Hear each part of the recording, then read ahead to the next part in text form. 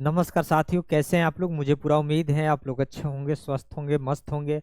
साथियों, उत्तर प्रदेश पुलिस भर्ती परीक्षा को दृष्टिगत रखते हुए हम लोगों ने जीएस यानी सामान्य अध्ययन के प्रैक्टिस सेट शुरू किए। इससे पहले साथियों हम लोगों ने 9 जीएस के महत्वपूर्ण प्रैक्टिस सेट कर चुके हैं। आज हम लोग 10वां प्रैक्टिस सेट शुरू करने जा रहे हैं और इस प्रैक्टिस सेट में साथियों 40 जीएस के महत्वपूर्ण प्रश्न हैं, जो कि प्रीवियस एग्जाम में आए हुए प्रश्न हैं और जो कि आपके जो आगामी एग्जाम होगा उत्तर प्रदेश पुलिस भर्ती परीक्षा, उसमें भी पूछे जाने की संभावना है। लगातार हमारा जो प्रैक्टिस सेट चल रहा है, पर डे एक का 2 प्रैक्टिस सेट हम लोग लगातार कर रहे हैं, तो एग्जाम तक हम लोग ढेर सारे प्रैक्टिस सेट करने वाले हैं। साथियों, अगर पहली बार इस चैनल पर विजिट कर रहे होंगे तो जरूर इस चैनल को आप सब्सक्राइब कर दीजिएगा, लाइक कर दीजिएगा, और आप कहाँ से हैं और कोई भी सुझाव होगा तो जरूर कमेंट भी कर दीजिएगा। साथियों, बिना देर किए हुए हम इस वीडियो की शुरुआत करते हैं। सारे प्रश्न हमने महत्वपूर्ण प्रश्न लिया है, ध्यान दीजिएगा। प्रश्न है, बताइए NOAA का पूर्ण रूप क्या है। पहले तो इसको इंग्लिश में हमने इसको नहीं लिख पाए थे, इसमें हिंदी में ही उसका ट्रांसलेट हो गया है, तो इससे कोई घबराने की जरूरत नहीं, हम इसका फुल नेम लिखेंगे। बताइए NOAA का पूर्ण रूप क्या है, और इसमें हिंदी में आप देख लीजिए। क्या राष्ट्रीय समुद्री और वायुमंडलीय संचालन है? ऑप्शन बी है राष्ट्रीय समुद्री और वायुमंडलीय संगठन है। ऑप्शन सी है कोई संगठन नहीं है। ऑप्शन डी है मौसम पूर्वानुमान के लिए राष्ट्रीय कार्यालय है। इसका पूरा नाम क्या है? उसके बाद पूरा नाम जब इंग्लिश में समझ जाएंगे तो हिंदी ही उसका ट्रांसलेट है, तो उसको भी आप समझ जाएंगे। पहले तो इसको ध्यान दीजिएगा, यह अमेरिका की एक सरकारी एजेंसी है। कहाँ की? अमेरिका की, अमेरिका की सरकारी एजेंसी है, सरकारी एजेंसी है, अमेरिका की एक सरकारी एजेंसी है। इसका काम क्या है भाई? इसका काम है मौसम, उसके बाद जलवायु, उसके बाद पर्यावरण, समुद्री जीव आदि के बारे में ये क्या करती हैं? अध्ययन करती हैं। ठीक, मौसम, जलवायु, पर्यावरण, समुद्री, चक्रवात, तूफान, आपदा, ये सारी चीजों को क्या करती हैं? अध्ययन करती हैं और अलर्ट भी करती हैं, उसके बारे में ये अध्ययन करती हैं। दूसरी बात, हम लोगों ने इसका फुल नेम जानना था कि पूरा नाम क्या है, तो ध्यान दीजिएगा। पूरा नाम national national oceanic oceanic atmospheric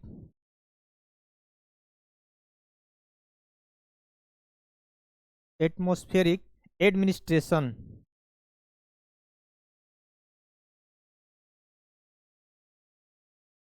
administration. अब इसी के पूरा नाम से आप इसको समझ जाएंगे कि इसमें से कौन सा आपका ऑप्शन सही हो सकता है। तो नेशनल ओसेनिक एटमॉस्फेरिक एडमिनिस्ट्रेशन, इसमें क्या है? आपका ऑप्शन जो है ए सही है। राष्ट्रीय समुद्री और वायुमंडलीय संचालय, आप इसको हिंदी में बोल सकते हैं। इस वजह से आपका जो ऑप्शन होगा, ऑप्शन ए नंबर सही होगा। अगला प्रश्न है, निम्नलिखित में से किस देश ने सबसे पहले जीएसटी लागू किया था? बता दीजिए। सबसे पहले जीएसटी किस लागू करने वाला देश कौन है? सबसे पहले विश्व में सबसे पहले जीएसटी लागू करने वाला देश कौन है? ऑप्शन है यूके, ऑप्शन बी है कनाडा, ऑप्शन सी है यूएसए, ऑप्शन डी है France. GST goods and services tax जिसको बोलते हैं, जीएसटी एक प्रकार का अप्रत्यक्ष कर है और भारत में इसे कब लागू किया गया? 1 जुलाई 2017 को। और यह क्या है भाई? एक अप्रत्यक्ष कर है। क्या है? अप्रत्यक्ष कर है। और अधिनियम कब बना था? 2016 में, लेकिन लागू कब हुआ? 2017 में लागू हुआ। लेकिन सबसे पहले विश्व में कहाँ लागू हुआ था? तो इसमें साथियों जो आपका सही होगा फ्रांस। फ्रांस में कब लागू हुआ था? 1954 में, याद रखिएगा, फ्रांस में 1954 में। जीएसटी का प्रकार आप जानते हैं ना, CGST, SGST, IGST और UTGST, ये जीएसटी के प्रकार हैं, तो इससे प्रश्न पूछा जाता है, ध्यान रखिएगा। अगला प्रश्न है, कृषि क्षेत्र का एक हिस्सा है, मतलब कृषि क्षेत्र जो है वह किस क्षेत्र के अंतर्गत आता है? क्या प्राथमिक, द्वितीय, तृतीय या चतुर्थ क्षेत्र के अंतर्गत आता है?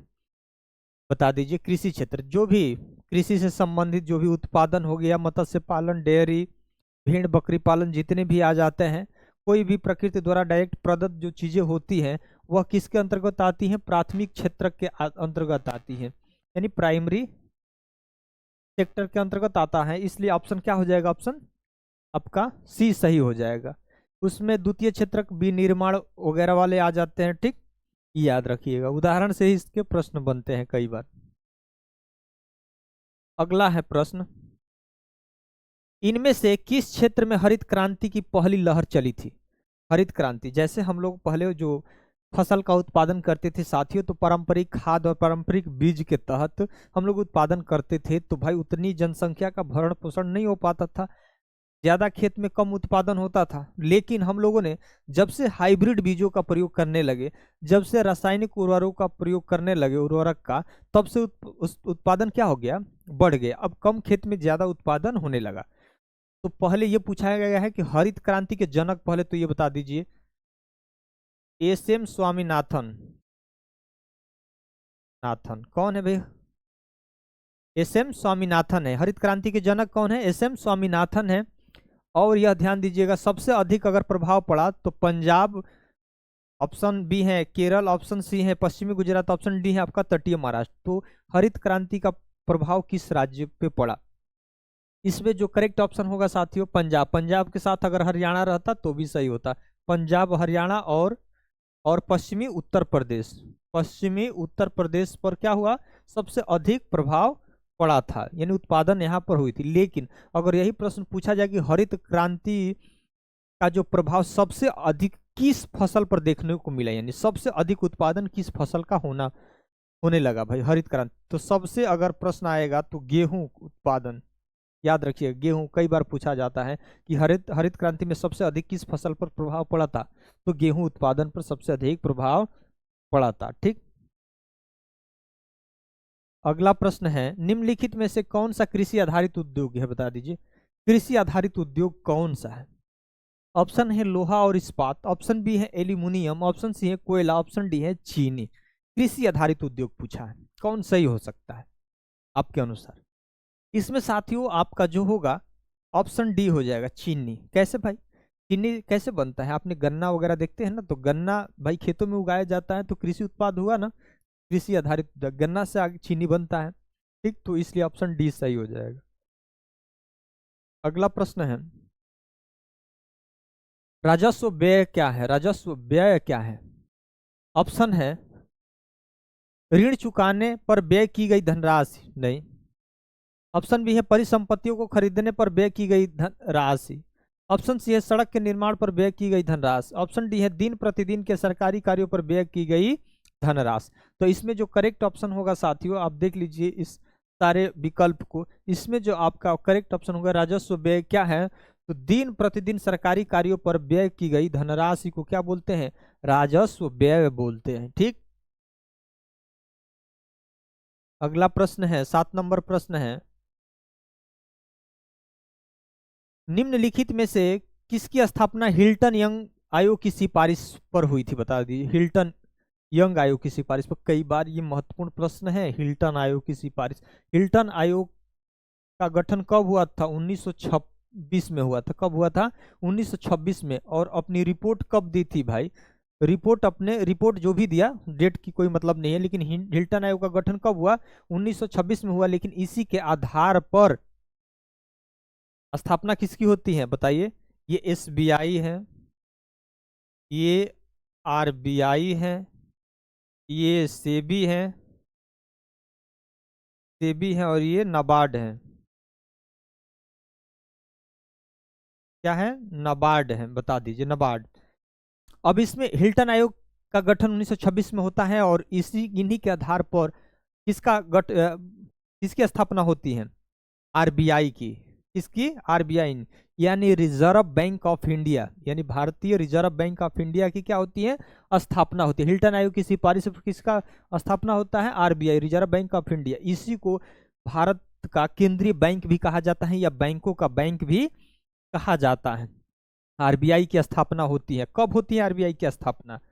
1 अप्रैल 1900 1935 को, 1 अप्रैल 1935 को क्या होती है, इसकी स्थापना होती है। एक साथियों और भी यहाँ देखिएगा, सेबी भी कई बार प्रश्न पूछा गया है, सेबी से तो इतने बार प्रश्न पूछा गया है, सेबी का तो फुल फॉर्म कई बार पूछ दिया है। तो security exchange board of India, security exchange board of India इसकी स्थापना होती है और इसका गठन 1988 में होता है, लेकिन कानूनी रूप इसको कब मिलता है, 1992 में इसको क्या मिलता है, कानूनी रूप मिल जाता है।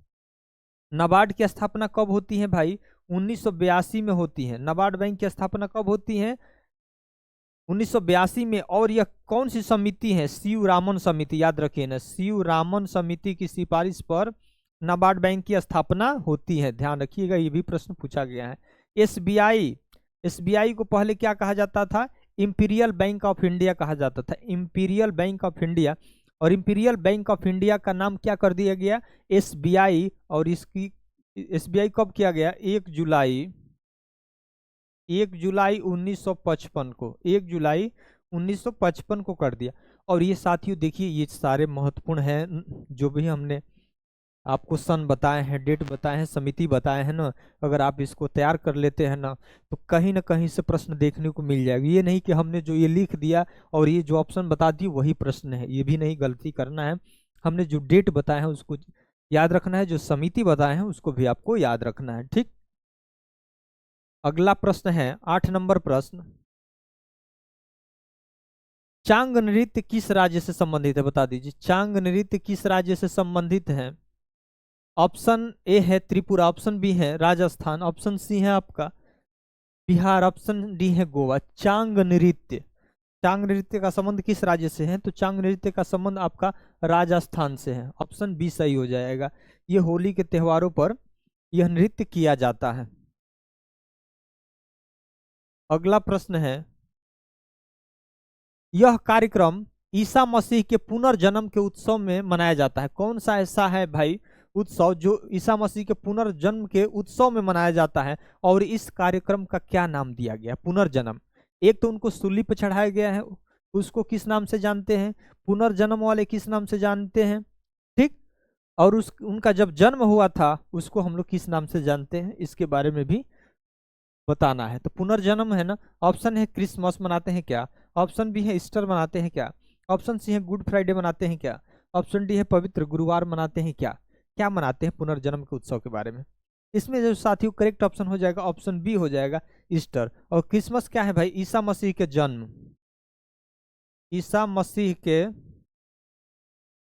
जन्म के उपलक्ष्य में मनाते हैं। और क्रिसमस कब मनाते हैं हम, कब, 25 दिसंबर को। कब मनाते हैं, 25 दिसंबर को मनाते हैं। गुड फ्राइडे भाई, इनको सूली पे जब चढ़ाया गया था, सूली पर चढ़ाया गया था, तो दुख संवेदना और जो प्रकट करने के लिए हम लोगों ने ये क्या मनाते हैं, गुड फ्राइडे मनाते हैं। तो ये 3-4 चीजें, ईसा मसीह के जन्म वाले क्रिसमस, ईस्टर क्या है भाई पुनर्जन्म का उत्सव, गुड फ्राइडे क्या है सूली पर जब इनको चढ़ाया गया था, तो हम लोग गुड फ्राइडे मनाते हैं। तो ये बहुत महत्वपूर्ण प्रश्न है, ये भी याद रखिएगा। अगला प्रश्न है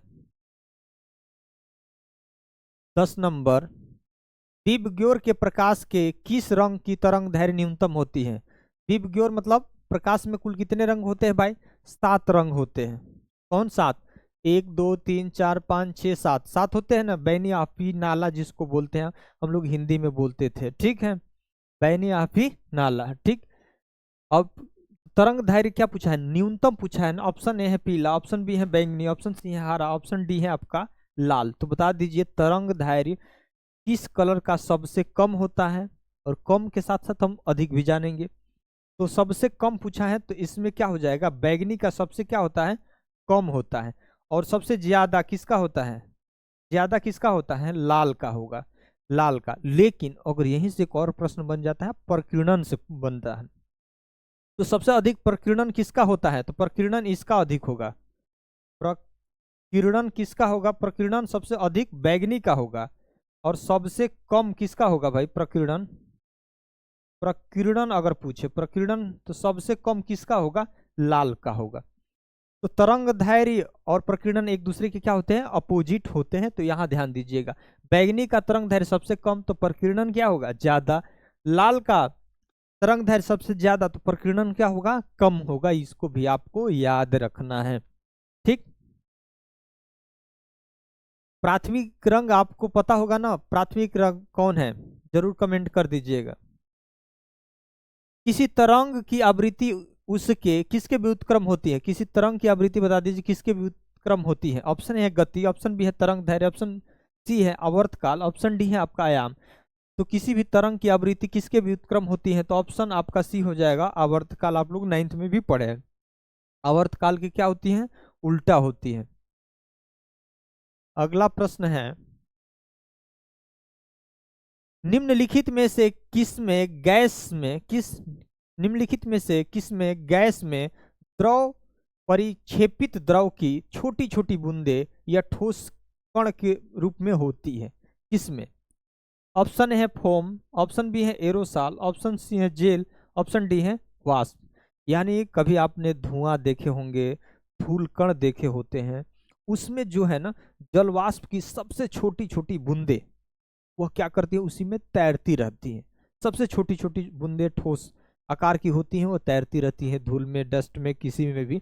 उसको क्या बोलते हैं, इसमें साथियों बोलते हैं एरोसाल बोलते हैं। क्या है, एरोसाल। कई बार पूछा गया है ये प्रश्न, एरोसाल। हम लोग अधिकतर वाष्प वगैरह लगा देंगे, ये गलती करेंगे, एरोसाल सही ऑप्शन है, ठीक। अगला प्रश्न है 13 नंबर,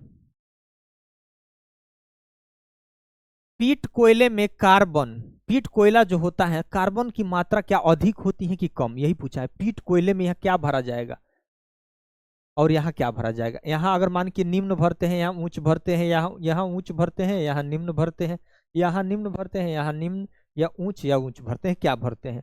तो पीट कोयले में कार्बन और मतलब यहाँ पीट कोयले में उच्च या निम्न की मात्रा होती है, मतलब क्या भरा जाएगा, निम्न या उच्च भरा जाएगा। पीट, तो पहले तो ये ध्यान दीजिए कोयले के प्रकार। एंथ्रासाइट कोयला जानते हैं ना, एंथ्रासाइट, एंथ्रासाइट, एंथ्रासाइट कोयला एक होता है। दूसरा क्या होता है भाई, लिग बिटुमिनस होता है, बिटुमिनस, बिटुमिनस होता है। तीसरा क्या होता है भाई, लिग्नाइट कोयला। चौथा क्या होता है, पीट कोयला। क्या होता है, पीट कोयला।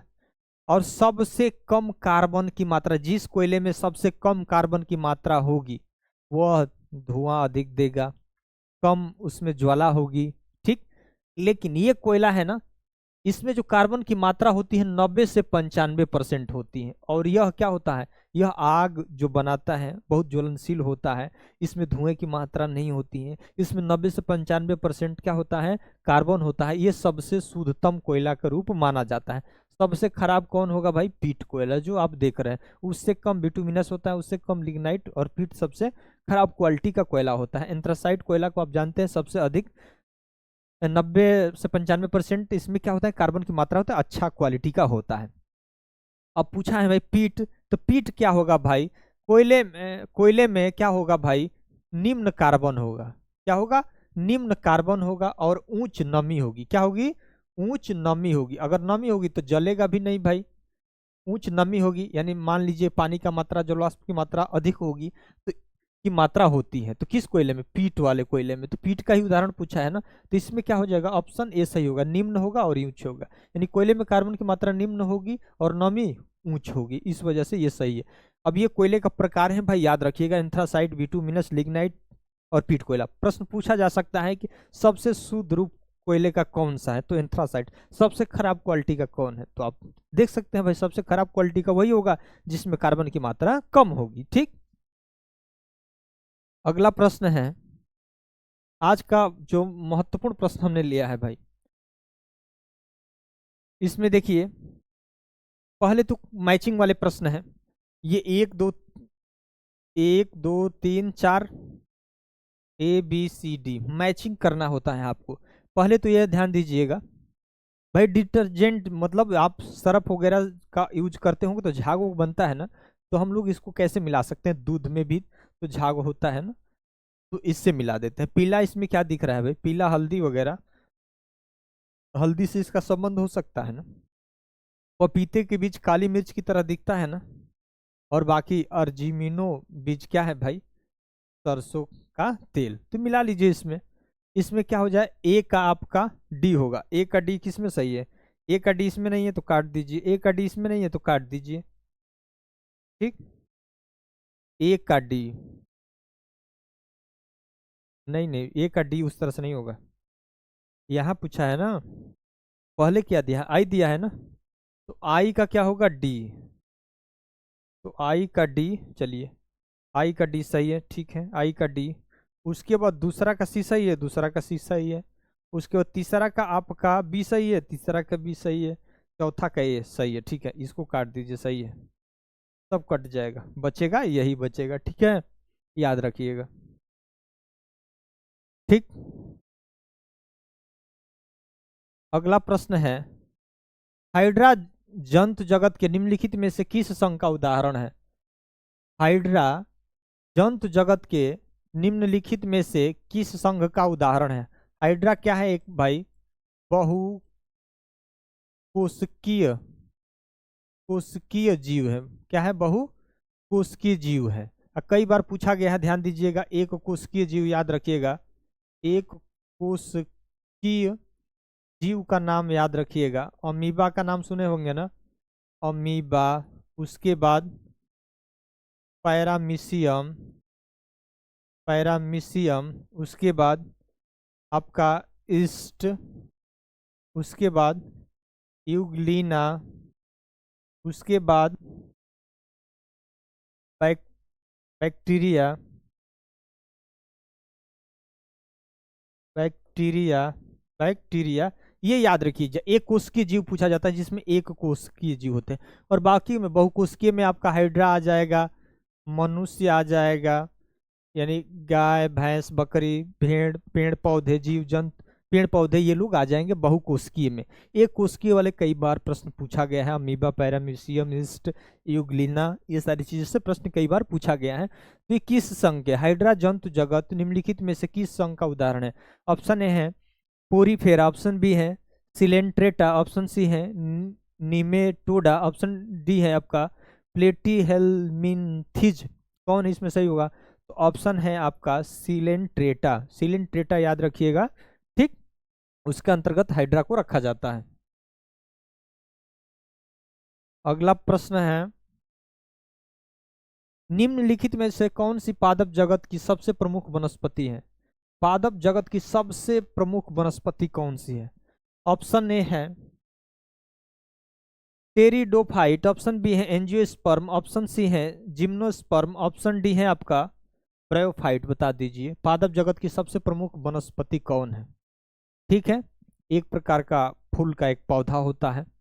ठीक, तो इसमें जो ऑप्शन सही होगा, ऑप्शन एंजियोस्पर्म होगा। क्या होगा भाई, एंजियोस्पर्म आपका सही हो जाएगा। इसमें क्या होता है, फूल के अंदर क्या होते हैं, बीज होते हैं। ठीक, और ये जिम्नोस्पर्म क्या होता है, यह पूरी तरीके से बीज इसके खुले होते हैं। क्या होते हैं, बीज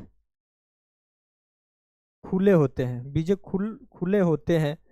और इसमें क्या होता है, फूल नहीं होते हैं। क्या होते हैं, इसमें जिम्नोस्पर्म में क्या होते हैं, फूल नहीं होते हैं। इसका जो उदाहरण अगर आपको हम बता दें, इसमें उदाहरण जो आ जाएगा आपका, पाइन पेड़ का नाम सुने होंगे, पाइन का नाम सुने होंगे।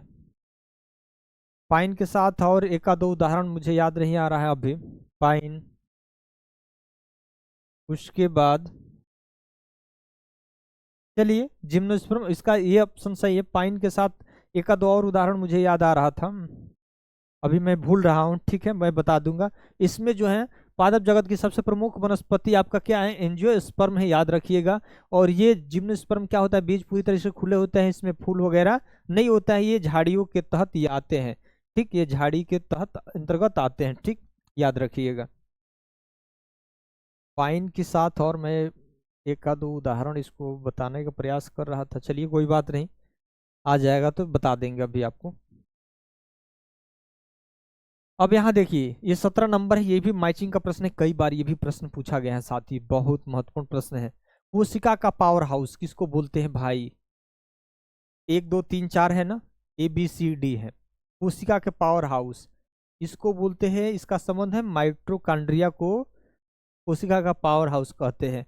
कोशिका की आत्मथैली इसको कई बार हम लोगों ने देखा है भाई, लाइसोसोम इसको बोलते हैं।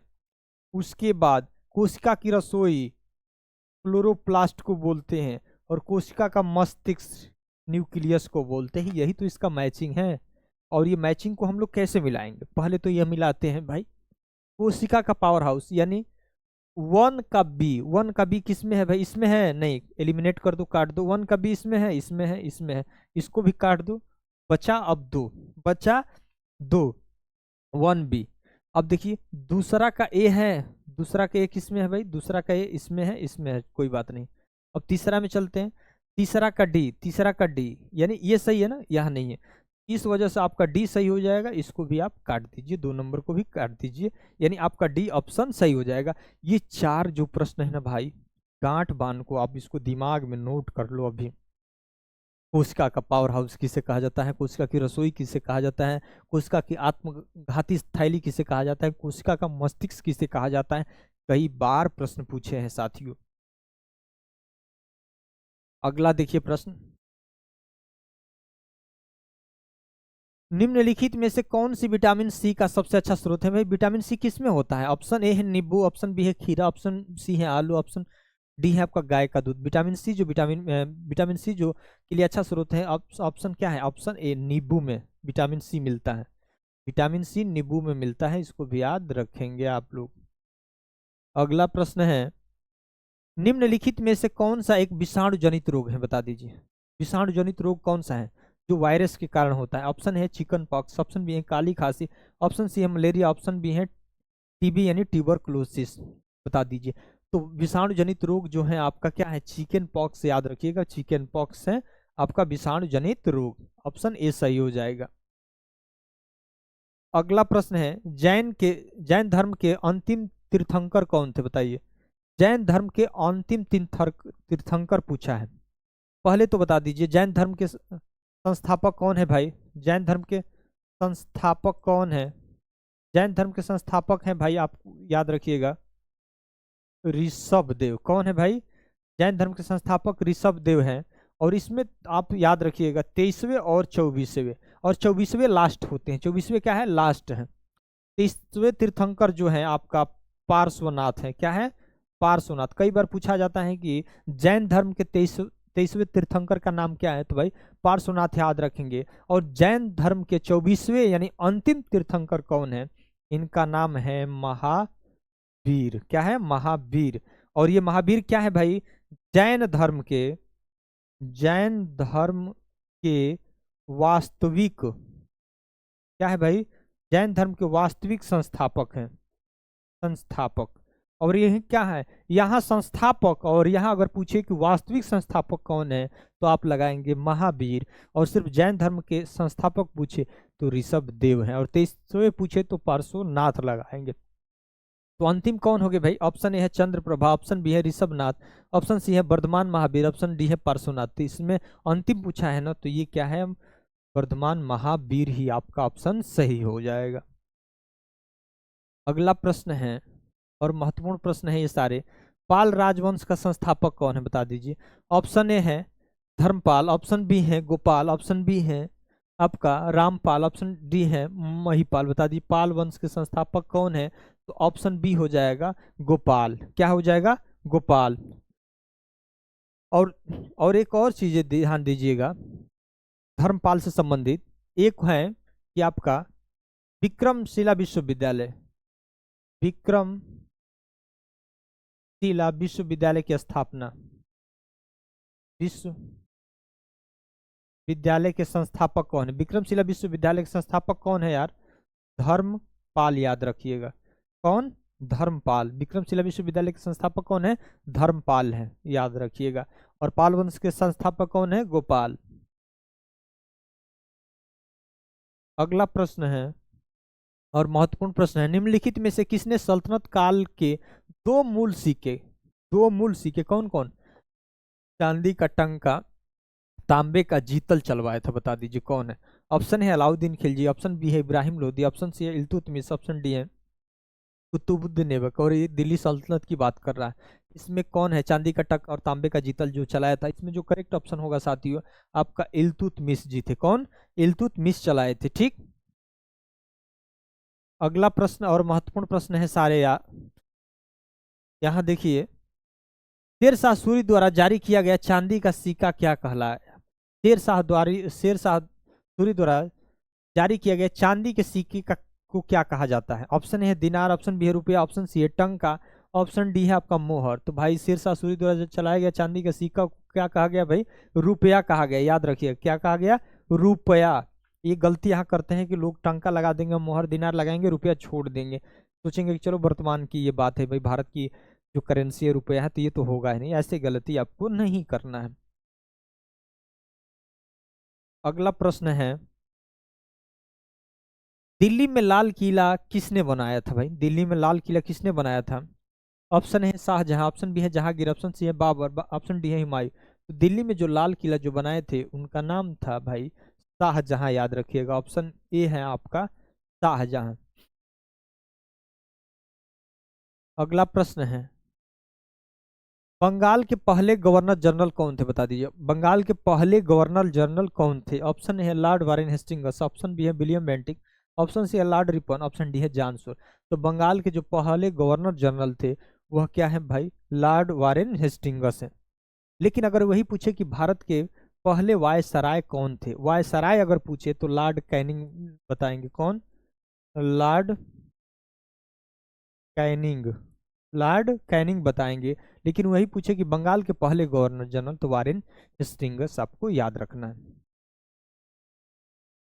अगला प्रश्न है, निम्नलिखित में से किसने 1784 में कलकत्ता में एशियाटिक सोसाइटी की स्थापना किया? 1784 में कलकत्ता में एशियाटिक सोसाइटी की स्थापना की। ऑप्शन है विलियम जोन्स, ऑप्शन सी है Jonathan Duncan, option C है लॉर्ड हेस्टिंग्स, ऑप्शन डी है चार्ल्स आर्रे। तो बता दीजिए 1784 में कलकत्ता में एशियाटिक सोसाइटी की स्थापना किसने किया भाई? William Jones. याद रखिएगा विलियम जोन्स, ऑप्शन ए सही हो जाएगा। अगला प्रश्न है, भगत सिंह राजगुरु और सुखदेव को कब फांसी दी गई थी? भगत सिंह राजगुरु और सुखदेव को कब फांसी दी गई? ऑप्शन है 23 मई 1931, ऑप्शन बी है 23 मार्च 1931, ऑप्शन सी है 23 मार्च 1933, ऑप्शन डी है 21 अप्रैल 1930। बताइए तीनों लोगों को फांसी दी गई। इसमें जो करेक्ट ऑप्शन होगा 23 मार्च 1931, यानी ऑप्शन बी आपका सही हो जाएगा। अगला प्रश्न है, तुम मुझे खून दो मैं तुम्हें आज़ादी दूंगा, यह नारा किसने दिया था? ऑप्शन ए है सुभाष चंद्र बोस, ऑप्शन बी है लाला लाजपत राय, ऑप्शन सी है बाल गंगाधर तिलक, ऑप्शन डी है सरदार वल्लभ भाई पटेल। तो बता दीजिए तुम मुझे खून दो मैं तुम्हें आज़ादी दूंगा, ये कहे थे कौन? सुभाष चंद्र बोस। कब कहे थे? 1944 में। कब कहे थे? 1944 में। और साइमन कमीशन के विरोध करने में लाला लाजपत राय पे क्या चली थी भाई? वहीं पे इनकी क्या होती है? मृत्यु हो जाती है। साइमन कमीशन के विरोध करने पर लाला लाजपत राय की मौत हो जाती है। सरदार वल्लभ भाई पटेल के बारे में इनको लौह पुरुष कहा जाता है। इनको सरदार की उपाधि जो मिली थी आपके बारदोली सत्याग्रह में मिली थी। कहाँ? बारदोली, बारदोली सत्याग्रह में इनको मिली थी। और बाल गंगाधर तिलक ये गरम दल के नेता थे। ये सरफरोशी की तमन्ना अब हमारे दिल में है, देखना है बाजुए, नहीं ये नहीं था ना। इनके लिए नारा कौन था? सरफरोशी की तमन्ना अब हमारे दिल में है, ये था। थोड़ा सा मैं इसको कंफ्यूज हो रहा हूँ। इनका जो नारा बहुत पॉपुलर था, थोड़ा सा आप लोग कमेंट कर दीजिएगा अगर आपको याद आ जाए तो। ठीक, आपको याद आ जाए तो आप कमेंट कर दीजिएगा। इनका जो एक किताब है भाई गीता रहस्य, क्या है? गीता रहस्य इनकी एक किताब है। और एक ओरायन, ओरायन एक किताब में, ये भी याद रखिएगा। ठीक,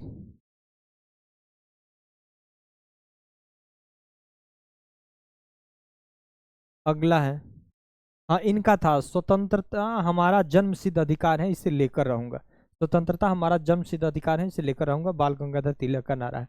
भारत के संविधान का कौन सा अनुच्छेद जनसंख्या, भारत के संविधान का कौन सा अनुच्छेद जनसंख्या जनगणना को नियंत्रित करता है? ऑप्शन ए है अनुच्छेद 128, ऑप्शन बी है अनुच्छेद 246, ऑप्शन सी अनुच्छेद 233, ऑप्शन डी है अनुच्छेद 189। बता दीजिए जनसंख्या जनगणना को नियंत्रित करने वाला अनुच्छेद है ऑप्शन आपका बी 246 आपका सही हो जाएगा। अगला प्रश्न है, भारत में विधायी शक्तियों को 3 सूचियों में विभाजित किया गया है। कौन कौन सी सूची है भाई? ऑप्शन है संघ सूची, ऑप्शन भी है राज्य सूची, संघ सूची और एक कौन सूची है? ऑप्शन है क्या समवर्ती सूची, ऑप्शन भी है क्षेत्रीय सूची, ऑप्शन सी है संवैधानिक सूची, ऑप्शन डी है आपका विशेष सूची। बता दीजिए इसमें जो होगा संघ तो होगी, राज्य हो गया, संघ हो गया और यहाँ क्या भरा जाएगा यानी समवर्ती। जो आपका समवर्ती में ऑप्शन सही होगा वो आपका सही हो जाएगा। ठीक, याद रखिएगा। अगला प्रश्न है, भारतीय संविधान का कौन सा भाग मूल अधिकारों से संबंधित है? भाग पूछा है ना, मूल अधिकार से कौन सा संबंधित है? ऑप्शन है भाग 5, ऑप्शन बी है भाग 3, ऑप्शन सी है भाग 9, ऑप्शन डी है भाग 11। तो भाई मूल अधिकार की बात का है फंडामेंटल राइट का, तो इसमें आपका जो हो जाएगा भाग 3 में मूल अधिकार का जिक्र है। अनुच्छेद 12 से 35 तक है, याद रखिएगा। 6 मूल अधिकार है टोटल आपको मिला है, पहले ये 7 थे लेकिन वर्तमान में कितने हैं? 6 मूल अधिकार है। और यहाँ देखिए ये प्रश्न है, मूल मौलिक कर्तव्य, ये मौलिक कर्तव्य संविधान के किस भाग में है? पहले ये बता दीजिए। भाग आपका 4 क में या ए में है। ठीक, और ये अनुच्छेद किस में है? अनुच्छेद 51 ए में है, अनुच्छेद 51 में है। कुल मूल कर्तव्य वर्तमान में कितने हैं भाई?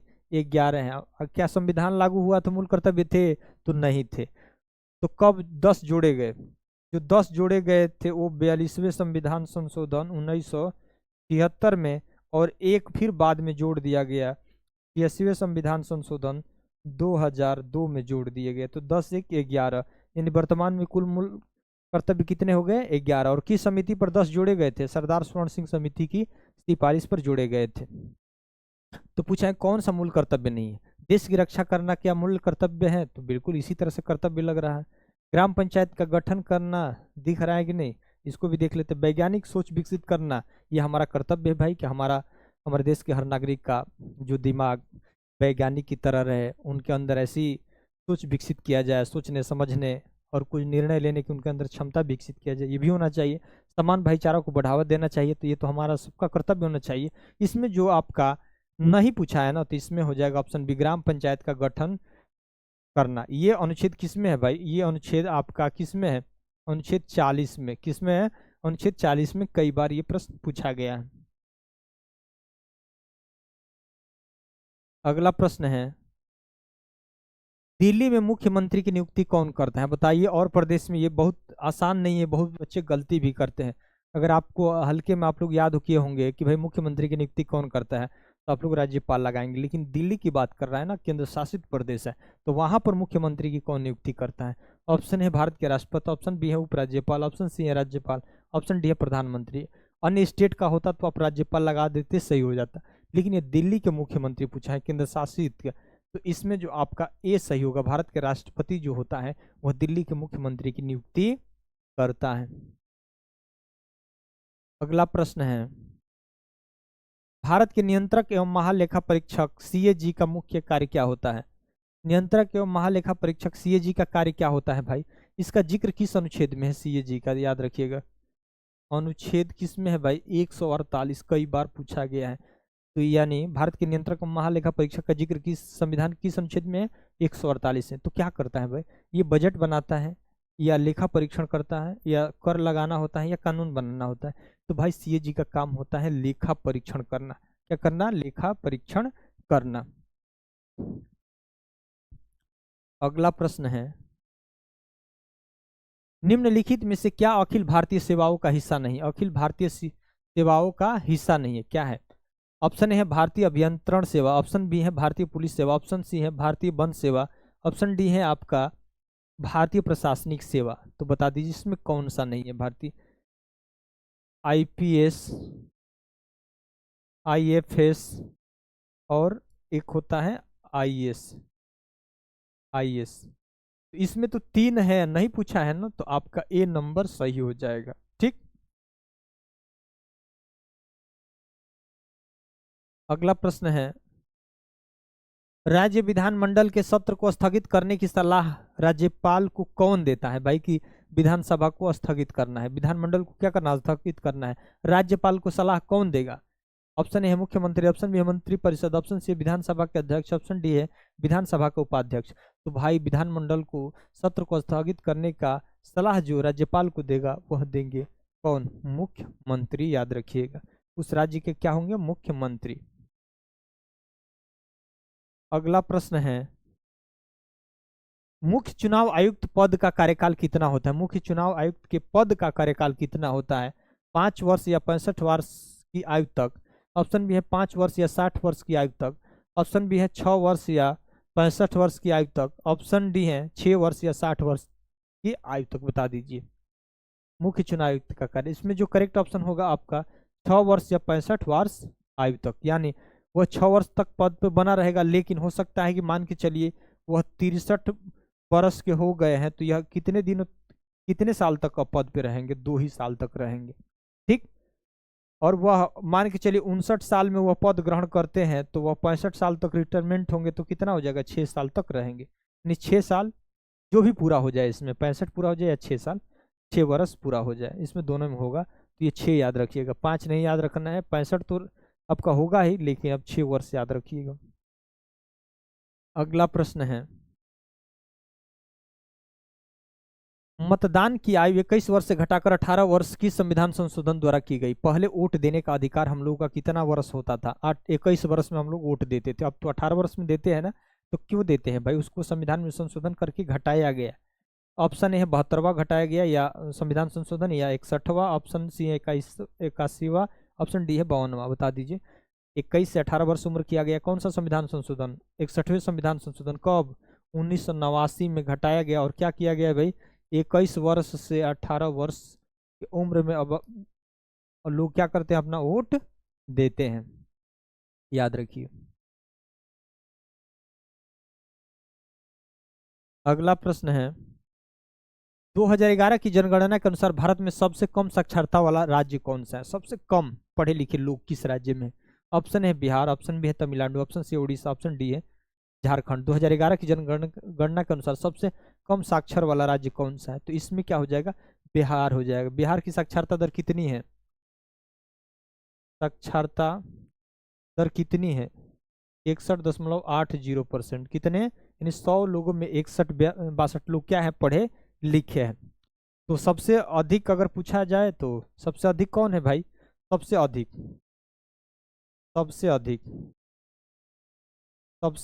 किस राज्य का है? किस राज्य के हैं? केरल। सबसे अधिक पढ़े लिखे लोग किस में है? केरल में।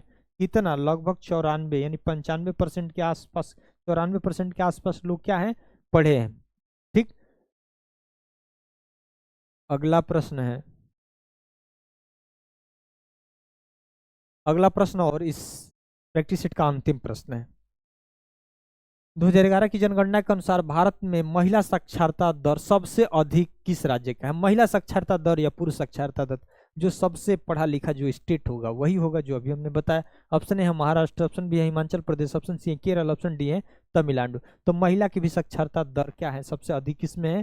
केरल में। और भारत के लेवल पर सबसे अधिक साक्षरता दर केरल राज्य का है। इस वजह से आपका सी ऑप्शन हो जाएगा। साथियों, यह प्रैक्टिस सेट कैसा लगा जरूर आप सुझाव दीजिएगा कि मैं ये लगातार आपको प्रैक्टिस सेट कराता रहूं। कोई भी सुझाव होगा, कोई भी हमारे अंदर की कमियां होगी तो जरूर बताइएगा, क्योंकि हम लोगों ने शुरुआत की है लेकिन लंबा अनुभव रहा। और आप प्रश्नों को लेबल देखकर और मेरे समझाने के तरीके में अगर किसी प्रकार की अगर कोई दिक्कत होता होगा तो आप जरूर कमेंट करेंगे, तभी वो सुझाव मेरे तक आएगा और उसमें कुछ बदलाव करने का भरपूर प्रयास करेंगे। तो नमस्कार साथियों, धन्यवाद।